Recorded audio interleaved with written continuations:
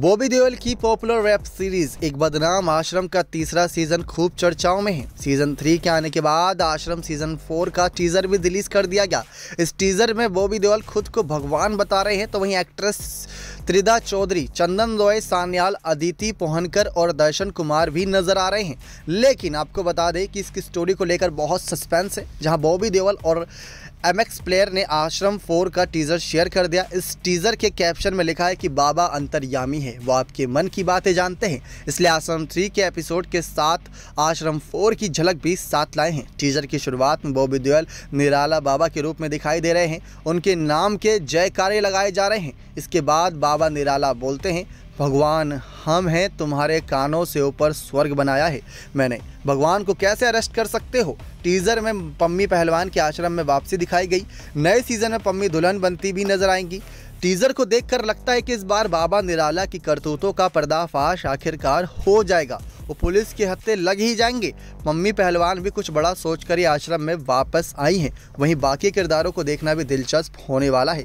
तो इसकी web series को लेकर, मतलब आश्रम वेब सीरीज़ को लेकर तो चर्चा बहुत समय से बनी हुई है। आश्रम 4 जो 4 थे साल 2023 में आएगा। वेब सीरीज़ में बॉबी देओल, चंदन रॉय, सान्याल, अदिति पोहनकर, तुषार पांडे, दर्शन कुमार, त्रिधा चौधरी और अनुप्रिया गोयनका स्टारर्स नजर आएंगे।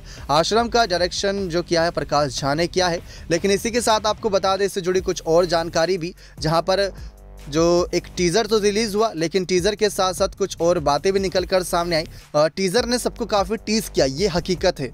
लेकिन दूसरी तरफ आपको बताते चले कि बदनाम आश्रम को लेकर तरह तरह की यहाँ पर चर्चाएं हैं कि यहाँ पर इसकी अगली स्टोरी में क्या हो सकता है, किस तरीके से, क्या बाबा सचमुच गिरफ्तार हो जाएंगे। तो ये कई सारे सवाल खड़े हो रहे हैं। सीज़न 3 में ईशा गुप्ता के एंट्री से तो बवाल मचा ही, और ईशा गुप्ता के जो सीन्स हैं उनको लेकर फैंस काफ़ी एक्साइटेड नजर आए। बता दें कि प्रकाश झा के निर्देशन में बनी आश्रम को बहुत प्यार मिला है, सचमुच बहुत प्यार मिला है। इसी वजह से सीज़न 4 को लेकर बहुत ज़्यादा उम्मीदें जताई गई हैं। आश्रम के नए सीज़न का जो नाम है एक बदनाम आश्रम सीज़न 4 रखा गया। आश्रम 4 के टीज़र वीडियो में बॉबी देओल सब नज़र आपको बताया। सीज़न 4 में ट्विस्ट देखने को ये मिलने वाला है कि आखिर पम्मी वापस आ गई हैं, आश्रम में क्यों लौटी हैं, क्या उसकी कोई चाल है या वाकई वे बाबा के चंगुल में फंस गई हैं। इस बड़े सवाल के साथ आश्रम 4 का टीज़र वीडियो फैंस को देखने को मिला है। लेकिन आपको बता दें किस तरीके से जो मेकर्स थे उन्होंने यहाँ पर कुछ बड़ी बातें रखी थी जब सीज़न 3 की प्रीमियर, और यहाँ पर बातें बदनाम आश्रम जब नाम बदला गया तो प्रकाश झा और कई सारे जो स्टारर यहाँ पर नजर आए, सबने खुलकर एक मंच पर अपनी बातें रखी। उसमें बॉबी देओल नहीं नजर आए थे, लेकिन जो बाकी किरदार थे वो नजर आए, उन्होंने अपनी खुलकर अपनी बातें रखी। तो आप वो पूरा इंटरव्यू सुनिए किस तरीके से उन्होंने यहाँ पर बातें रखी, और साथ ही साथ सीज़न 4 की जो स्टोरी होंगी वो भी आप तक पहुंचाते रहेंगे हम। लेकिन सीज़न 4 की जो अभी तक रिलीज़ डेट को लेकर सवाल खड़े हैं, तो 2023 जैसा कि बताया गया, 2023 में मतलब एक अलग ही किरदार, यहाँ पर अलग ही स्टोरी, यहाँ पर अलग ही एंगल और ट्विस्ट के साथ हमें देखने को मिल सकती है काफ़ी कुछ स्टोरी में। तो बहुत सारे सवाल खड़े कर दिए हैं यहाँ पर सीज़न 4 की यहाँ पर स्टोरी से कि कब ये रिलीज़ हो सकता है। और आपको बता दें कि टीज़र रिलीज़ हुआ है, तो कहीं ना कहीं जो दस्तक देने की बात है सीरीज़ के, तो 3 सालों में सीरीज़ के 3 सीज़न पहले ही रिलीज़ कर दिए गए। और सीज़न 4 में इस बार क्या खास होने वाला है, फैंस तो इसी को लेकर कहीं ना कहीं बहुत लंबे समय से इंतज़ार कर रहे हैं। लेकिन दर्शकों ने इसको भी खूब प्यार दिया। आपको बता दें 14 सीज़न अगले साल 2023 में रिलीज़ किया जाएगा। यही हर तरफ सिर्फ और सिर्फ बातें हैं, इसकी डेट अभी तक फिक्स नहीं की गई, 2023 बोला गया है। लेकिन देखते हैं 2023 के स्टार्टिंग में देखने को मिलता है या मिड में या फिर एंड में। बाकी आप ये पूरा इंटरव्यू सुनिए, और सीज़न 4 की ज़्यादा अपडेट के लिए चैनल को सब्सक्राइब कर बने रहे हमारे साथ। धन्यवाद। You're always this close to catching Baba. Will you be able to unmask Baba, who now calls himself Bhagwan in this season? जी, जैसे आपने कहा कि वो भगवान बन चुके हैं, सो इतना आसान नहीं होता इतने पावरफुल इंसान को कैच करना या उन तक पहुंचना। तो उजागर की जंग जारी है। जैसे पहले चैप्टर में और सेकंड चैप्टर में हमने दिखाया था कि वो कोशिश कर रहा है, वो कोशिश करते रहेंगे अब इसमें भी। और उसके आगे क्या होगा, देखिए डायरेक्टर साहब ने पहले ही बोल दिया है तो इसके आगे क्या होगा वो आपको शो में देखना पड़ेगा। Adhyan, Tinka Singh has always been a very important part of Ashram. Yes. Why does Tinka want to be associated with Baba so much? मेरे पास फिर यही होने वाला है।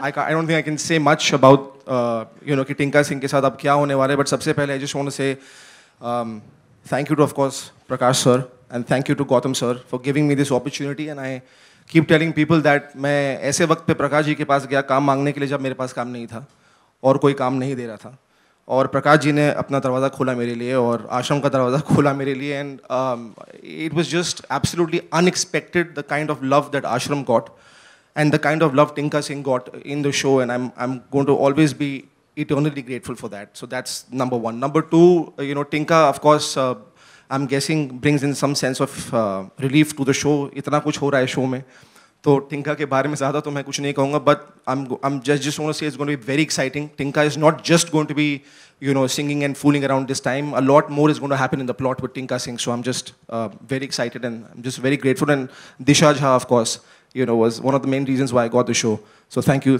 so much. Anupriya, from your experience with a Baba many years ago, what advice would you give women to avoid falling prey to fraud Babas? So this is for the women journalists in the room. So I think it's a joint responsibility of the women and the family around them as well.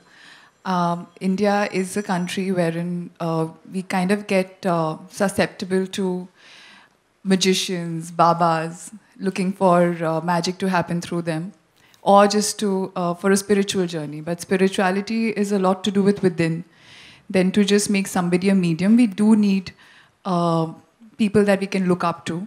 But at the end of the day, they're also human beings. And I think that's what we've tried to show here, that don't give somebody the power to rule your life and let go of your own sensibility or intelligence in the process. Have faith, and have faith on the God above.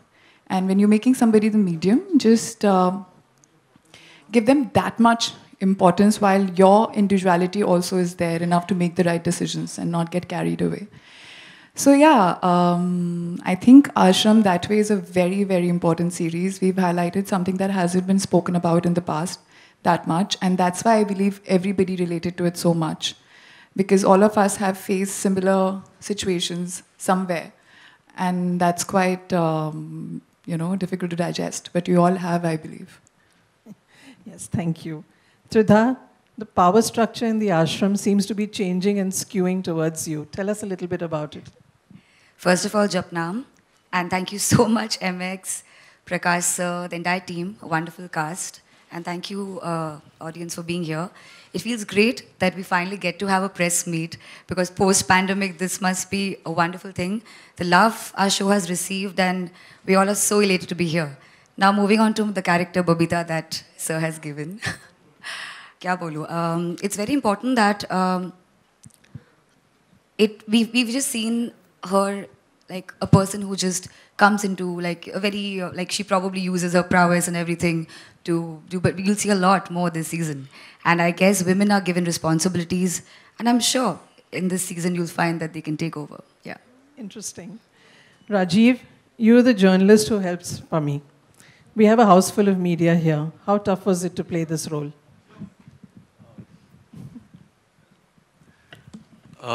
Firstly, thank you all for being here, and thank you for the response to our show.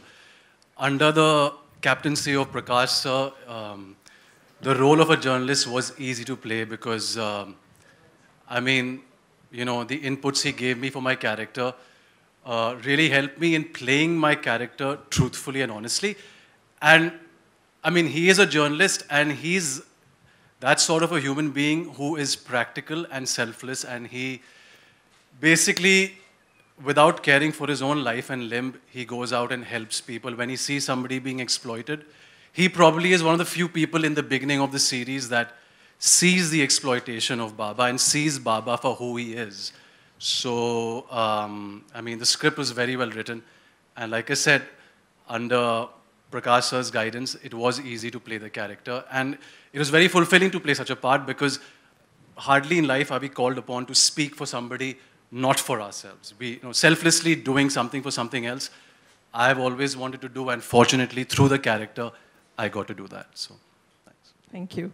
Sachin, this time looks like Baba and Bhopa both are giving you a tough time. How are you managing to keep it together? सबसे पहले तो I would like to thank Prakash ji and Gautam ji and all of you. Post-COVID, as Sridhar said, that it's like a good thing that we all have had a get-together. Yes, both of them are giving me quite a tough time. And Prakash ji has, in fact, given a lot of layers to my character, which would help me face them pretty well. Now let's open the floor to actual questions from the media. If you'll raise your hand, we will pass the mic on to you. Yeah. जी hello Prakash ji नमस्ते, जपनाम, Rekha Khan, Navbharat time से, दर्शन जी, अध्ययन, पूरी team को, सबको मैं बहुत सारी मुबारकबाद देना चाहूँगी। थैंक यू रेखा। बहुत सारी शुभकामनाएं। बहुत मैं आपके जो आश्रम है उसकी बहुत बड़ी फ़ैन हूँ और बहुत ही बेसब्री से मैं सीज़न 3 का इंतज़ार कर रही थी। तो प्रकाश जी मेरे 2-3 सवाल हैं कि आप लगातार मतलब ये कहते जा रहे रहते आए हैं कि ये जो आपकी सीरीज़ है ये राम रहीम या आशाराम बापू से बिल्कुल भी प्रेरित नहीं है, लेकिन हम देखते हैं कि बहुत सारे इसके जो इवेंट्स हैं उनमें काफ़ी समानता नज़र आ रही है, तो क्या कहना चाहेंगे?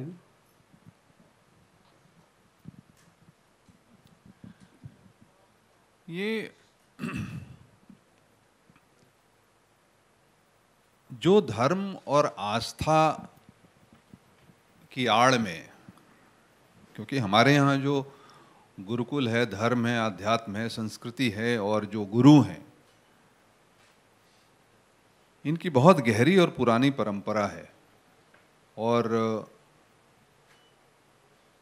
चूंकि वहाँ तक पहुँचना कठिन होता है, इसलिए आम आदमी आसान तरीका ढूंढना चाहता है अपनी इनसिक्योरिटी से निकलने के लिए, और उस खोज को, उस विश्वास को बरगलाने के लिए, गलत इस्तेमाल करने के लिए ऐसे हमारे बीच में से कई लोग खड़े हो जाते हैं और गुरु बन जाते हैं। जिनको खुद का ज्ञान नहीं है वो दूसरों को ज्ञान देने शुरू हो जाते हैं। तो लगभग इन सबों के चरित्र ऐसे ही हैं, चाहे वो आपने जिनका नाम लिया वो या और भी कोई बहुत सारे हैं, उनके चरित्र ऐसे ही होते हैं। वो इस तरह का व्यवहार, इस तरह का व्यभिचार, इस तरह की विकृति उनके व्यवहार में जो है वो होती ही है। तो आपको कहीं ना कहीं वो शेड्स तो मिल ही जाएंगे। तो हमने हमेशा ये मेंटेन किया कि हमने किसी एक को ख्याल रख के उसकी जीवनी या उसके कर्मों पे नहीं बनाए। इसमें सबके थोड़े थोड़े जो पब्लिक डोमेन में सारी बातें हैं उनको समझते हुए, रियलिटी को नज़र में रखते हुए फिक्शन क्रिएट किया है कि इसके ताने बाने किस तरह से काम करते हैं, इंटरनल और दोनों एक्सटर्नल।